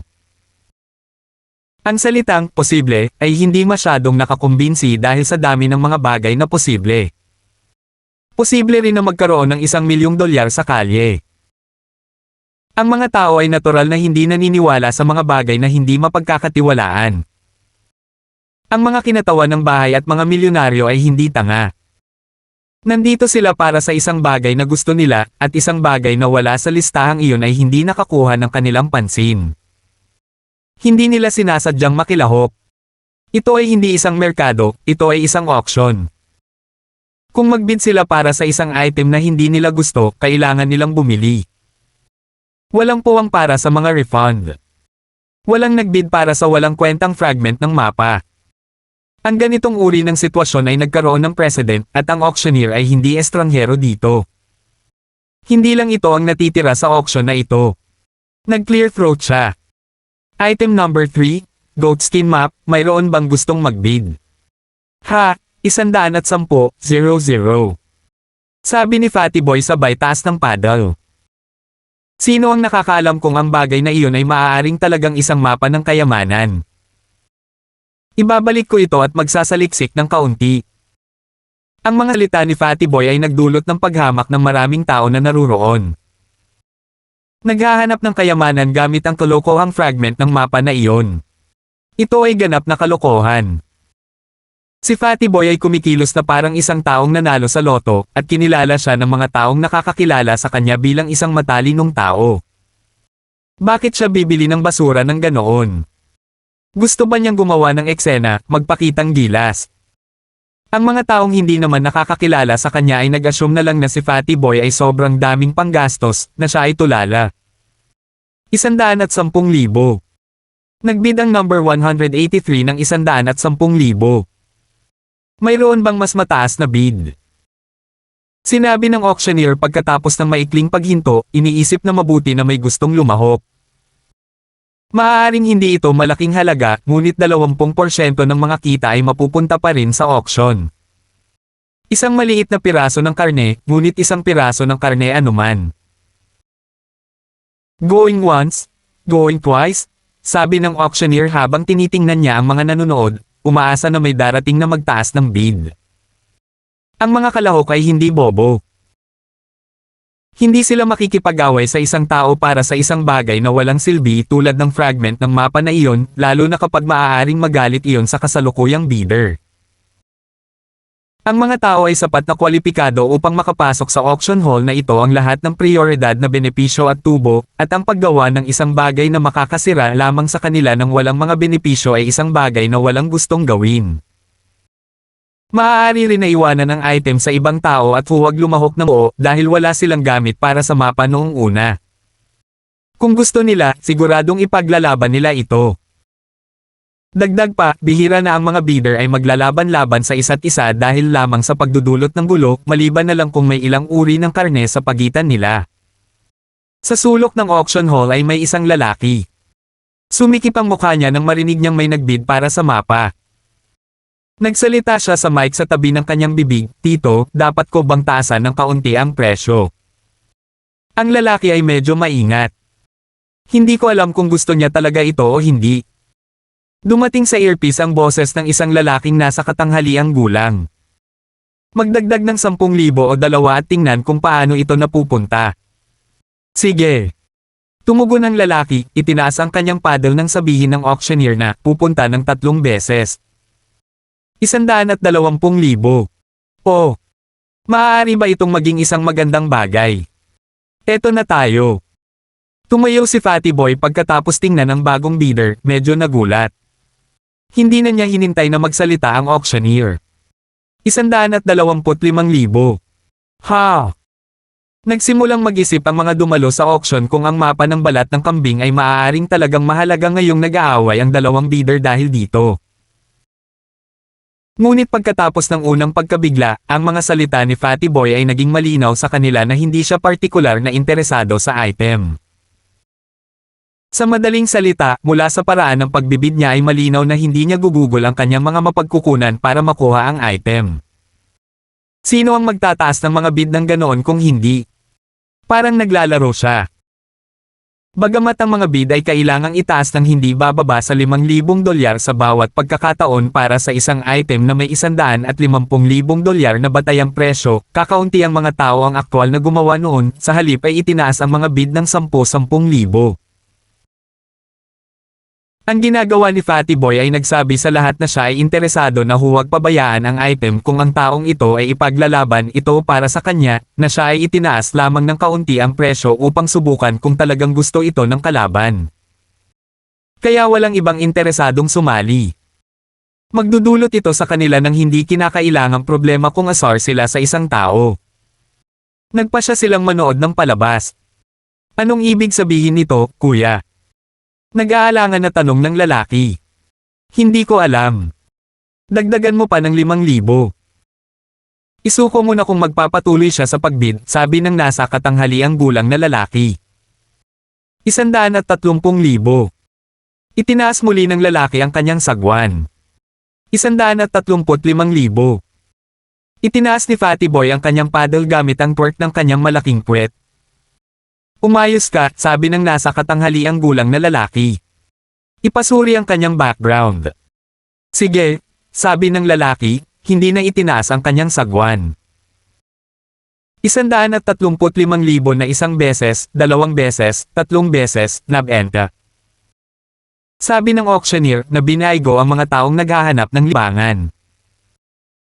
Halatang katuwaan ang ginagawa ng lalaking umaaway kay Fatty Boy, hindi interesadong kunin ang item, ganoon din ang ginagawa ni Fatty Boy. At kaya walang sino man ang aktwal na nag-isip na ang fragment ng mapa ay mabuti. Wala sa kanila ang interesado o humanga ng makuha ni Fatty Boy ang item, kumbinsido na ginagawa niya ito para sa kasiyahan, na hindi siya nakatuon sa pagkuha ng item. Congratulations the number 183 for taking home this goatskin map for $135,000.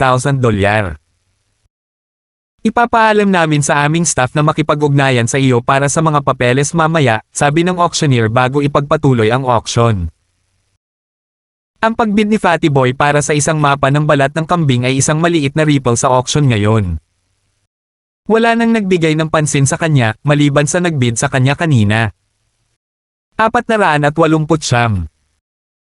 Ang Peel of Life Extension at Toxin Cleansing ay ang ika-10 item na lumabas sa auction.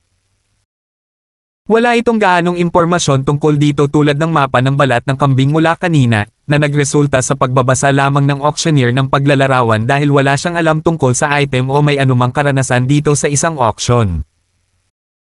Ngunit may idinagdag ang auctioneer sa kanyang paglalarawan, isang bagay na hiniling ni Fatty Boy noon pa man. Karaniwang natutupad ang mga ganoong kahilingan mula sa nagbebenta hanggat hindi ito masyadong problema. Ang susunod na item ay isang Peel of Life Extension at Toxin Cleansing, isa sa 3 ibinigay ng Miracle Dr. Larkins Company. Ang bawat tableta ay may panimulang presyo na $1,000,000 at isusubasta sa 3 magkakahiwalay na pagkakataon. Napahinto ang auctioneer dahil sa biglaang pag-iingay mula sa karamihan. Kakaunti lang ang nakarinig ng Peel of Life Extension at Toxin Cleansing na ito dati, at ito ang unang pagkakataon na narinig ng sinuman sa kanila ang tungkol sa Miracle Dr. Larkins Company. Anong uri ng kumpanya iyon? Anong uri ng tableta kaya itong Pill of Life Extension at Toxin Cleansing? Lahat sila ay namuhunan sa kanilang kalusugan, mga taong itinuturing na mahalaga ang kanilang buhay. Kung talagang mabuti ang pill na ito, walang paraan na hindi nila malalaman ang tungkol dito. Ngunit nananatili ang katotohanan na ang item na ito ay isang bagay na hindi pa nila narinig noon. At hindi ba masyadong mataas ang 1 milyong panimulang presyo, lalo na noong ito ay presyo para sa isang tableta lamang? May magbibid ba? Walang sino man dito ang kulang sa pera, ngunit walang sino man ang handang kumuha ng panganib na iyon. Lalo na kapag ito ay isang tableta na may ganap na hindi kilalang pinagmulan. Walang pupunta para dito. Namatay ang kaguluhan, tila sa loob ng inaasahan ng auctioneer. Palaging nangyayari ang mga katulad na bagay sa taunang mga auction, at hindi siya masyadong nagulat habang ipinagpatuloy niya ang kanyang pagpapakilala. Ang Pill of Life Extension at Toxin Cleansing ay may kakayahang itapon ang lahat ng lason sa loob ng katawan. Tulad ng alam nating lahat, sa pamamagitan ng pagkain ay tiyak na magkakaroon ng mga hindi gustong mga lason na natipon sa ating mga katawan. Ang ilan ay maaaring itapon sa loob ng patuloy, ngunit ang ilan ay nananatili sa loob ng mas matagal, ngunit ang ilan ay nabubuhay. Ay isang epekto sa paglilinis ng katawan na naglalabas ng lahat ng mga lason sa katawan, na nagpapanibago at nagpapahaba nito para sa mas mahabang buhay. Ang auctioneer mismo ay hindi masyadong naniniwala sa paglalarawan. Parang galing sa isang nobela ng Wuxia. Kung ang paglalarawan ay totoo, at kung ang tableta ay talagang may mga mahiwagang katangian, kung gayon ang 1 milyon ay hindi magastos. Ngunit ito ba ay tunay? Ang Pill of Life Extension at Toxin Cleansing, panimulang presyo ng 1 milyon. Bukas na ang bidding. Inihanda ng auctioneer ang item na may iwan sa auction. Kung walang magbibid para sa una, ang pangalawa at pangatlo ay hindi magkakaroon ng anumang mga bidder, at magpapatuloy sila sa susunod na item. Dahil sa huling item, isang anti-gum florera na may mapagkompetensyang bid para dito, hindi inisip ng auctioneer na matatapos nila ang auction ayon sa schedule. Gusto niyang makatipid ng oras saan man niya magagawa. Maaaring hindi karaniwang kaalaman ng mga kalahok ang Pill of Life Extension at Toxin Cleansing, ngunit alam ng ilang tao kung ano ito. Alam ito ni Tommy Lane, pati na rin ang Miracle Dr. Kang. Ang tanging alalahanin ay kung ito ay totoo o hindi. Nag-aalala si Miracle Dr. Kang na ito ang parehong pill na ibinigay ni Jacob, isang bagay na hindi tunay. Hey! Miracle Dr. Larkins. Hindi ba malinaw na sinira niya ng pangalan mo, Elder Kang? Medyo nanunuyang sabi ni Jimmy kay Miracle Dr. Kang na hindi kalayuan sa kanya. Ito ay dapat na isang scam. Kakatanggap lang niya ng imbitasyon, ngunit habang ang kanyang ama ay tumatanggap ng 1 gininto ang imbitasyon bawat taon, natanggap lamang nila ang pulang card ng imbitasyon sa taong ito. Ito ay isang 3 araw na card, ngunit malinaw na ang Turners ay hindi nasiyahan sa prestihiyo na dati nilang ginawa. Ngunit wala silang gaanong magagawa tungkol dito. Kahit gaano kagalit para kina Benny at Jimmy, ito ay sapat na maganda upang aktwal na matanggap ang imbitasyon. Ano pa ba ang gusto nila? Nakumbinsi lamang nito ang dalawang magkapatid na kailangan nila ang alyansang ito sa mga kamp para manatiling may kaugnayan at nasa kapangyarihan bilang isang bahay. Kumunat ang noo ni Miracle Dr. Kang na parang may napagtanto, ngunit hindi sigurado. Miracle Dr. Larkins. Ang Miracle Dr. Larkins na ito ay hindi si Martin Larkins, di ba? Naalala niya na mukhang maganda ang relasyon ng kasama ni Jacob kay Martin. Si Martin kaya ang tunay na may-ari ng tabletang ito. Habang nagmumuni-muni si Miracle Dr. Kang, isang lalaki ang tumayo at nagbid. 100 milyon. Itinaas ni Fatty Boy ang kanyang bidboard. Ha! Nagkagulo ang lahat ng kalahok, kasama na ang auctioneer na panay ang tingin kay Fatty Boy. Siya ay isang auctioneer para sa York sa loob ng halos 1 dekada, at hindi pa siya nakakita ng sitwasyong tulad ng nauna sa kanya ngayon. Walang gagawa ng ganito. Ito ay imposible. Nagbibid ng 100 milyon para sa isang item na may panimulang presyo na 1 milyon. Unang bid pa lang yan. Pwede bang ulitin ni Mr. 183 ang iyong bid para sa kumpirmasyon? Hindi ko masyadong narinig. Nakakahiya namang magsabi ng ganoon ang auctioneer pero wala na siyang pakialam.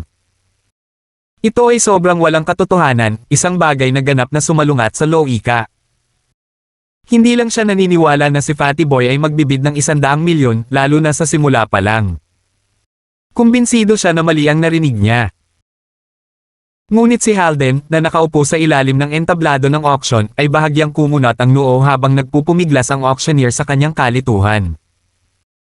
Maaaring si Yorks ang mga host, ngunit dumalo sila sa mga auction. Kasalukuyang nakaupo ang Halden kasama ang isang nasa katanghaliang gulang na lalaki, at kung titingnang mabuti ay makakakita sila ng earpiece sa tainga ng lalaki. Hindi alam ng auctioneer, ngunit alam talaga ng Halden na si Fatty Boy ang nagbigay ng tableta.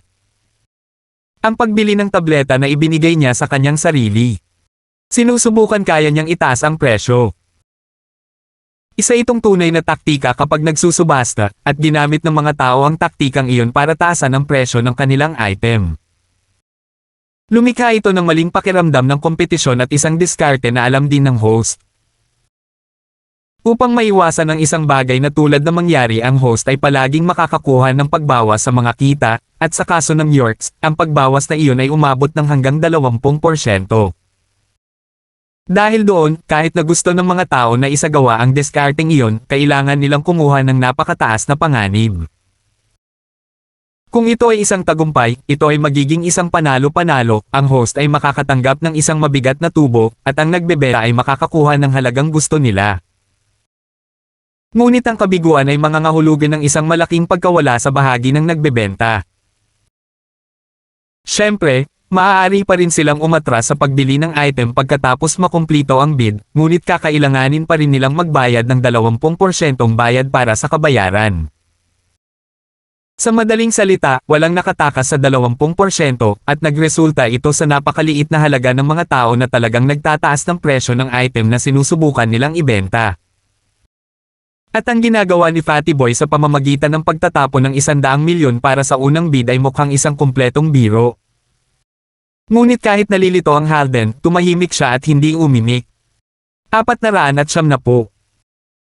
Nangangati sa frustration si Tommy habang pinagmamasdan si Fatty Boy na ikinakaway ang kanyang bidboard at puwitan sa kanyang harapan. Anong kalokohan sa tingin niya ang ginagawa niya? Maaaring hindi alam ng iba kung ano ang tabletang iyon, ngunit alam ni Tommy. Ito ay isang kayamanan kung ito ay nanggaling kay Terrence. Isang tingin lang sa matandang lalaki ni Fatty Boy ay kitang-kita kung gumana ang pil na iyon. Ngunit ang hindi niya inaasahan ay kung paano naghagis si Fatty Boy ng 100 milyon sa mesa mula pa lang sa pagsisimula. Hindi ba marunong bumili ang lalaki? Hindi ganito ang ginastos mo. Maaaring siya ay mayaman at lahat, ngunit ang isa ay hindi bumili ng mga bagay na 100 milyong dolyar sa isang pagkakataon. Kahit nasor siya, naunawaan ni Tommy ang halaga nitong Peel of Life Extension at Toxin Cleansing. Kahit 100 milyon ay hindi ito nagawa ng sapat na hustisya. Kaya itinaas ni Tommy ang sarili niyang bidboard. 110 milyon. Ano? Muling nagkagulo ang mga tao. Maaari nilang isulat ito bilang si Fatty Boy ay nababaliw, ngunit ito ay si Tommy, ang una sa linya sa mana ni House Leo. Walang paraan na makikigulo siya kay Fatty Boy ng ganito. Kung kahit na siya ay nagtatapon ng 110 milyon para sa tabletang ito, maaaring ito ay isang tunay na deal. Napasinghap din ng auctioneer na walang imak habang nanunood. Ang ganitong uri ng mapagkompetensyang pagbid ay isang matinding pambihira. Lalo lang lumalim ang pagsimangot ni Halden. Kung sinusubukan ni Fatty Boy na itaas ang presyo, ano ang sinusubukang gawin ni Tommy? Mula sa kung ano ang maaari niyang gawin sa mga bagay, ang pil na ito ay tila ito ay isang bagay na mabuti. Gumawa ba siya ng hindi tumpak na pagtatasa ng tingnan niya ang item? 150 milyon. Itinaas muli ni Fatty Boy ang kanyang board. Ang mga baga ni Tommy ay pumuputok sa puntong ito. Ano ang impyerno na sinubukang gawin ni Fatty Boy? Malinaw na ipinaglalaban niya siya para sa tableta. Akala ba nung lalaki siya lang ang may pera? Itinaas ni Tommy ang kanyang board at naglabas ng isang bid na nagpatahimik sa lahat. 200 milyon. Ang iba ay orihinal na nagplano sa panunood bilang mga manunood at tingnan kung ano ang gagawin ng iba bago gumawa ng anumang bagay sa kanilang sarili. Kung tutusin, marami sa mga bidder ang nakakakilala kay Tommy at alam na ang anumang tinitingnan ni Tommy ay nagbibigay ng kumpletong pagpapatunay. Ngunit hindi magandang isali ang kanilang mga sarili sa bidding war na ito. Una, ang pinakamataas na bid ay 200 milyon, masyadong mataas. Pangalawa, tatawid sila sa Tommy. Sa nakikita nila, ang paraan ng pagbibid ni Tommy ay nilinaw na ang tabletang ito ay isang bagay na nakatakdang iuwi ni Tommy. Kaya kahit na ang mga may tunay na interes ay ayaw magbid. Buti na lang at may dalawa pang pills. Nagsimulang uminit ang lahat habang ang marubdob na paghabol ni Tommy sa tableta ay nagpapaalala sa kanila ng isang bagay. Ang matandang lalaki ni Tommy ay pumunta kay Martin upang magpagaling. Hindi ito lihim, at alam ito ng marami sa mga bidder. Ikinonekta iyon sa Miracle Dr. Larkin's company na binanggit ng auctioneer kanina at ang unang pumasok sa isip ay si Martin. Ang mismong tableta kaya ito ang may pananagutan sa paggaling ng ama ni Tommy. Ang mga taong nakakakilala kay Fatty Boy, sa kabilang banda, ay natanto ang isang bagay na mas kritikal. Ang tatay ni Fatty Boy ay may uremia at ilang pulgada na lang ang layo mula sa kamatayan nang bigla itong lumabas sa ospital, maliwanag ang kanyang mukha at malusog ang kanyang gana, mas masigla kaysa sa mga matatandang kaedad niya. Hindi pa man ganap na gumaling ang kanyang uremia ay halatang gumaling ang lalaki. Magaling siya. Sa wakas ay naipaliwanag na ang himala at naunawaan ng lahat ang nangyayari. Maliwanag, si Fatty Boy at Tommy ay hindi mga idiot, mga lalaki lang ang nakakaalam kung anong uri ng tableta ang Pill of Life Extension at Toxin Cleansing na ito. Bakit pa nila ito itatapon ng katawa-tawang halaga ng pera? 250 milyon.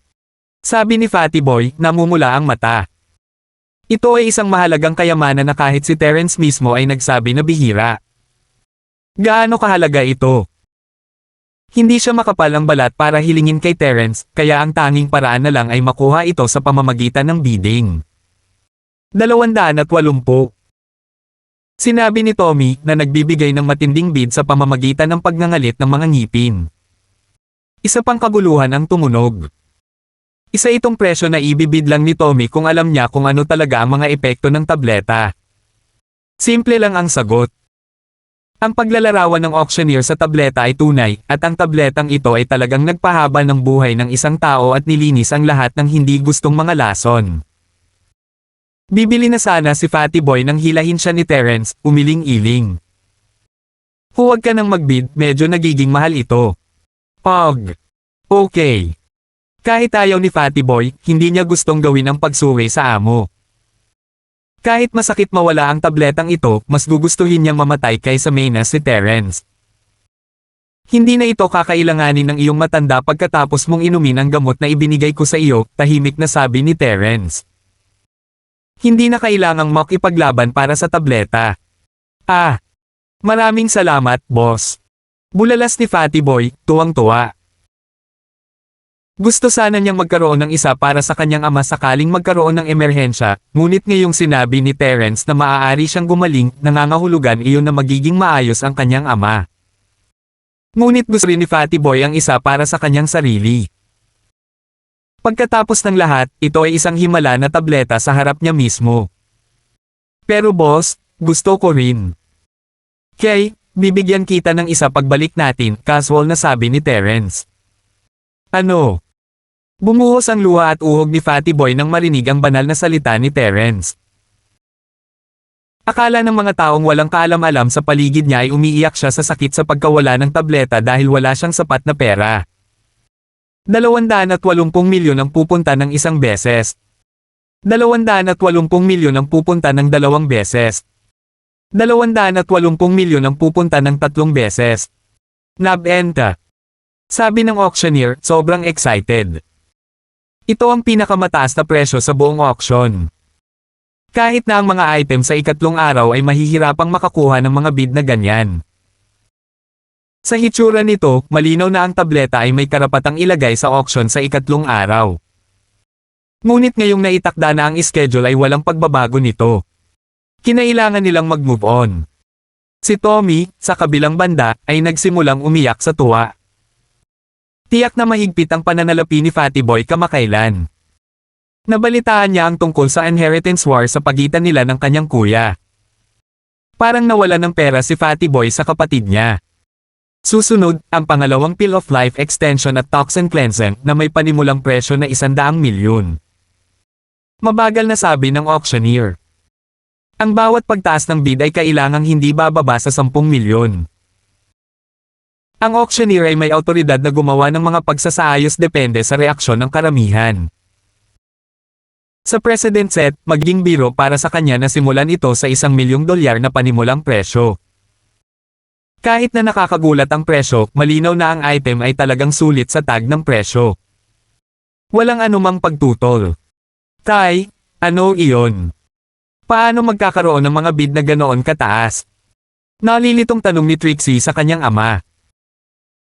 Dahil sa ilang pagkaantala mula sa ospital, kakapasok lang nina Thomas at Trixie sa auction hall, at nakita ang unang item na ibinebenta sa walang katotohanang presyo na $280 milyong.